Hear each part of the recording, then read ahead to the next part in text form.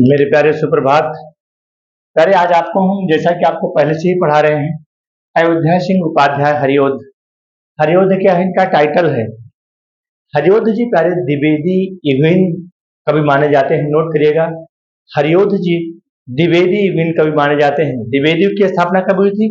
आचार्य महादेव प्रसाद द्विवेदी ने किया था। प्यारे, मैं जब भी आपको पढ़ाता हूँ ध्यान रखना, 5 नंबर का साहित्यिक परिचय पहले उसको मैं रिवीजन कराता हूँ, उसके बाद ही व्याख्या पढ़ाता हूँ। अरे, जो हमारी पवन दूतिका है, पवन दूतिका के माध्यम से राधा ने भगवान कृष्ण को अपना संदेशा भिजवाया है। तो आज हम 3 और 4 सिर्फ 2 पढ़ेंगे। कौन सा? पवन दूतिका का सिर्फ आज हम 2 पढ़ेंगे। पहले उससे पहले मैं आपको जो आपका साहित्यिक परिचय, जो आपको साहित्यिक परिचय लिखना होगा परीक्षा में, पहले मैं इसको पहले रिवीजन कराता हूँ।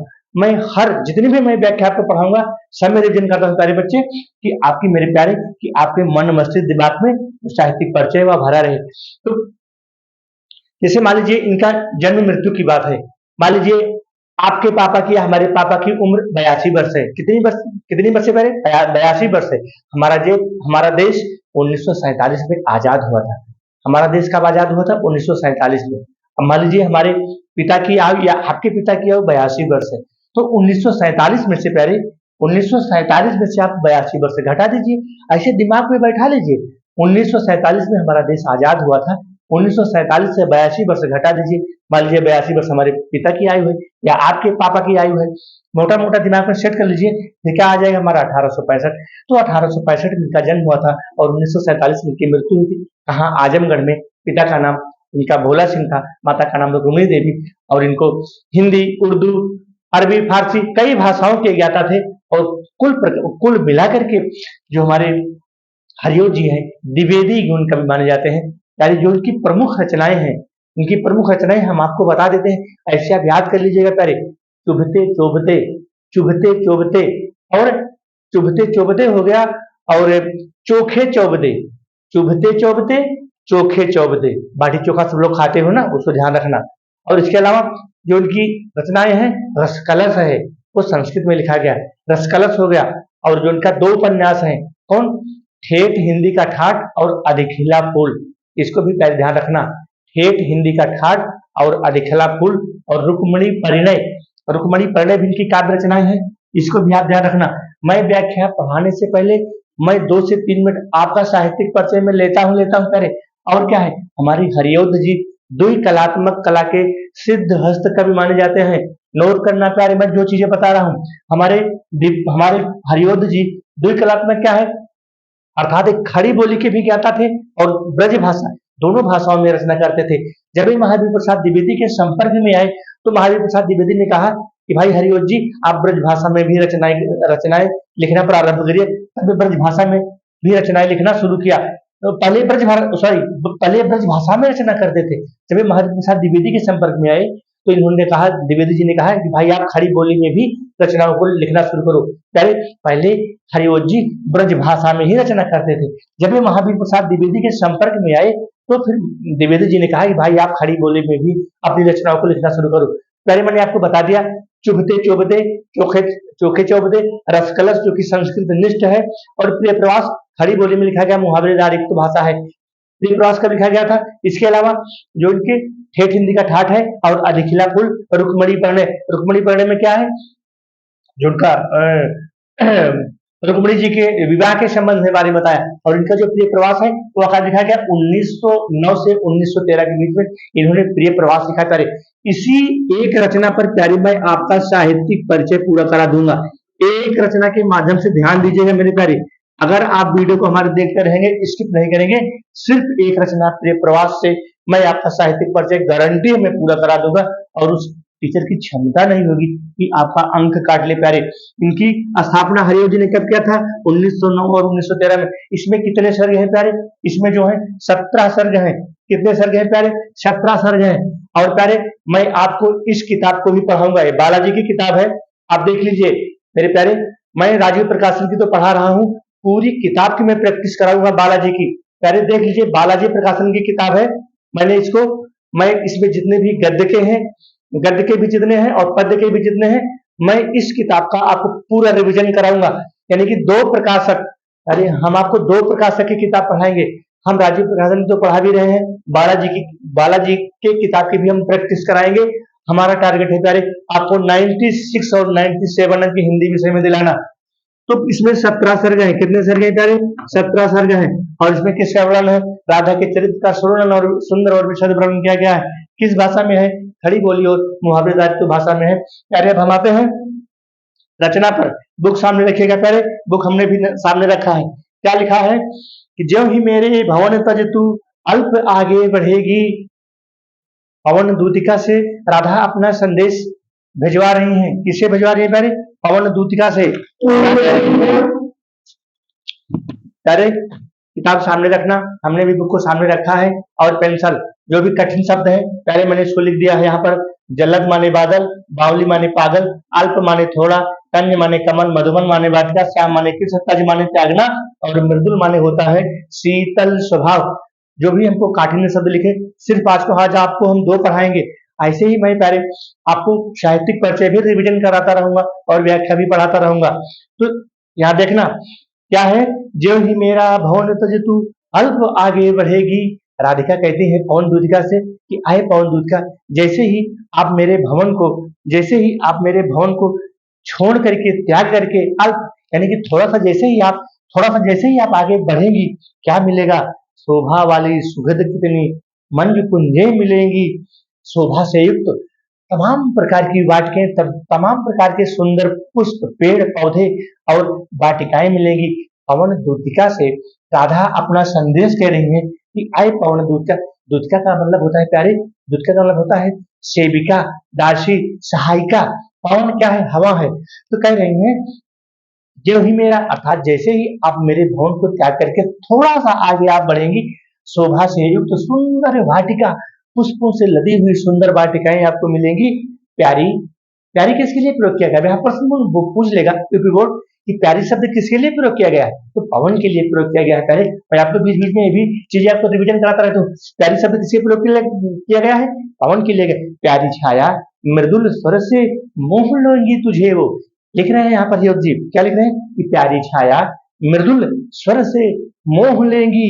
क्या मोह लेंगी तुझे वह? मृदुल माने होता है शीतल, यानी कि वह जो सुंदर सुंदर वाटिकाएं पुष्पों से, फलों से लदी हुई है, आपके आपको मोहने की, आपके अपने शीतल स्वभाव के कारण वह वाटिकाएं जो सुंदर सुंदर पुष्पों और फलों से लदी हुई हैं, वह सुंदर वाटिकाएं उस स्वभाव के कारण, यानी कि अपने शीतल स्वभाव के कारण आपको मोहने की, आपको मोहित करने की कोशिश करेंगी। प्यारी, वही प्यारी छाया। प्यारी छाया किसके लिए प्रयोग किया गया? पवन के लिए प्रयोग किया गया मेरे प्यारे। तो भी मेरा दुख लख वहां, कह रही है राधिका। क्या कह रही है कि आए पवन, मेरे दुख को आप मत भूलना। ऐसा न हो कि जब आपको वह शीतल स्वभाव वाली सुंदर वाटिकाएं, जो भी वहां पर सुंदर वाटिकाएं, पुष्प, तरु, वृक्ष, सुंदर सुंदर पुष्प और फलों से लदे हुए हैं, उनका स्वभाव भी शीतल है, और ऐसा ना हो आप उस शीतल स्वभाव में जाकर के मेरे दुख को आप भूल जाना। आए प्यारी, ये कह रही है तो भी मेरा दुख लख वहां, जा न विश्राम लेना। आए प्यारी पवन, आप वहां पर उन शीतल स्वभाव की छाया में जाकर के विश्राम मत लेना, अर्थात मेरे दुख को वहां मत भूलना। किसके कहने का मतलब है? या जो यानी ये जो पवन दूतिका है, कहाँ से लिया गया है? ये प्रवास से लिया गया है। इसको नोट करना, एक लाइन। कोई भी आपको प्यारे इस प्रकार के यूट्यूब चैनल पर कोई भी शिक्षण नहीं बताएंगे पवन दूतिका कहाँ से लिया गया है। प्रवास से लिया गया है। प्रवास में कितने सर्ग हैं? 17 सर्ग हैं। प्रवास खड़ी बोली में लिखा गया। कब लिखा गया? 1909 और 1913 में लिखा गया। मुहावरे खड़ी बोली में लिखा गया है। प्रवास क्या है? हरिओ जी का महाकाव्य है प्यारे। इस प्रकार से अगर आप हिंदी को हिंदी की तरह पढ़िए, शॉर्ट वीडियो की तरह मत पढ़िए। पहले आते हैं दूसरे पर। क्या है? जो ही मेरा हाशो हो गया, थोड़ा आगे सरस रव का, रव माने ध्वनि होता है। पहले यहाँ मैंने नहीं लिखा है, रव माने ध्वनि होता है, इसको नोट करिएगा। रव माने होता है ध्वनि, ठीक है। इस चीज को आप भी नोट कर लीजिएगा। यहाँ शब्द भी हम लिख सकते हैं। रव माने होता है ध्वनि। क्या लिखा है यहाँ हरिओ जी ने? थोड़ा आगे सरसरव का धाम, सतपुष्प वाला, अर्थात 7 पुष्पों से युक्त। वहां पर आपको शब्द सुनाई पड़ेंगे, पुष्पों के, तरुओं के, वृक्षों के। क्या ऐसे क्या मिलेगा? थोड़ा आगे सरसरव का अर्थात जैसे ही आप थोड़ा सा और आगे बढ़ेंगी, 7 पुष्पों से युक्त आपको ऐसे ऐसे मधुर सुंदर शब्द सुनाई पड़ेंगे। कैसे? अच्छे अच्छे बहुद्रुम, द्रुम माने होता है पेड़ पौधे, हैं? अच्छे अच्छे बहु मतलब बहुत बड़ी संख्या में बहुत सारे वृक्ष, लतावान और लताओं से युक्त और सौंदर्यशाली वृक्ष प्यारे आपको रास्ते में जब आप जा रही होंगी तो आपको दिखाई पड़ेंगे। तो क्या होगा? प्यारा वृंदा विपिन, विपिन माने जंगल होता है, एक प्यारा सा जंगल, प्यारा सा जो वृंदावन है बिल्कुल जंगल की भांति, विपिन माने जंगल होता है प्यारे, हाँ? प्यारा वृंदा विपिन मन को मुग्धकारी मिलेगा, अर्थात आपके मन को, आपके हृदय को, आपके अंतस्थल को वह प्यारा सा जंगल जो वृंदावन के नाम से कहा जाता है, आपके मन को मोहित करने की कोशिश करेगा। लेकिन आना जाना इस विपिन से मुंह माना, अर्थात अर्थात मुंह माना, अर्थात मुंह माना, अर्थात उसमें मोहित मत होना। प्यारे एक बीच में छूट गया था, जो तीसरा था उसको हम थोड़ा सा क्षमा चाहेंगे, आप देख लीजिएगा प्यारे। मेरे प्यारे नौ जलद से कंज से नेत्र वाले, मेरे प्यारे कौन? अर्थात भगवान कृष्ण श्याम। ध्यान दीजिएगा, तीसरा हमारा छूट गया था, मुझसे थोड़ा सा गलती हो गई थी।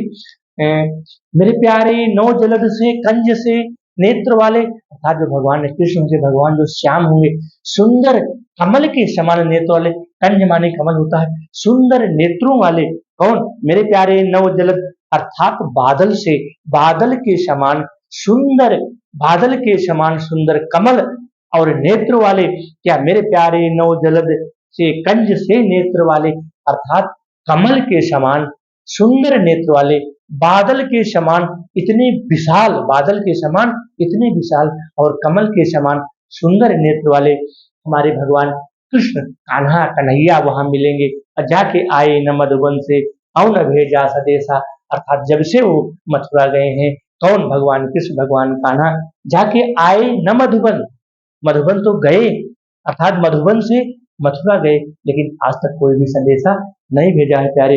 वही यहाँ लिखा है, मैं रो रो के विरह, मैं रो रो के प्रिय प्रिय विरह से बावली हो गई हूँ। मेरा अर्थात रो रो करके इतनी अश्रुओं की धारा प्रवाहित हो रही है कि मैं रो रो के, हमार बावली माने होता है पगली, मैं पागल हो चुकी हूँ। आई पवन, आई हवा, आई धूतिका, जाकर के मेरा संदेशा भगवान कृष्ण से आप कहना, जाके मेरी सब दुख कथा श्याम को सुधार देना, अर्थात आई पवन दूतिका, आई मेरी प्यारी सहायिका दूतिका, जा करके मेरे सारे दुख दर्द, सारी पीड़ा को, सारे दर्द को, मेरे अंतस्थल में जितने भी कष्ट हैं, दुख हैं, विरह है, सब हमारे श्याम से, हमारे कृष्ण से, हमारे कहना से सुनाने की कोशिश करना। इसके बाद चौथा है मेरे प्यारे, जो ही मेरा भवन, अर्थात जैसे ही आप मेरे भवन को, मेरे घर को छोड़ करके, त्याग करके आप आगे बढ़ेंगी, क्या मिलेगा? शोभा से युक्त सुखद, तमाम प्रकार की मंज लताएं, वृक्ष, तर वृक्ष आपको मिलेंगे। लेकिन प्यारी उसकी शीतल छाया में, उसकी शीतल छाया में, उसके शीतल स्वभाव को देख करके आप वहां पर मोहित मत हो जाना, है? आप वहां पर मोहित मत हो जाना।